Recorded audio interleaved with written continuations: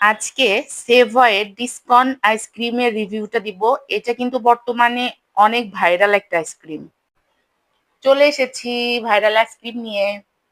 এই আইসক্রিমের মূল বিশেষত্ব হচ্ছে উপরে মোটা একটা চকলেটের লেয়ার আছে, আর তারপরে হচ্ছে কফির একটা লেয়ার, আর ভেতরে আরো দুই তিনটা হচ্ছে চকলেটের নরম লেয়ার আছে, আর উপরে এই বিস্কুটের অংশটা হচ্ছে ক্রিস্পি। সেটা তো সব কোন আইসক্রিমেই থাকে। আর এই চকলেটটা একটু তেতো, এটা হচ্ছে কফি ফ্লেভার, মোটামুটি ভালো। কিন্তু আইসক্রিমটার প্রাইস আমার কাছে একটু বেশি মনে হয়েছে। প্রাইসটা 70-80 টাকা হলে ভালো হতো, 100 টাকা একটু বেশি মনে হয়েছে। তবে এই চকলেটটার মান যদি অনেক ভালো হয় তাহলে দাম হওয়াটা স্বাভাবিক। চকলেটটা খেতে একদম ডার্ক চকলেটের মতো।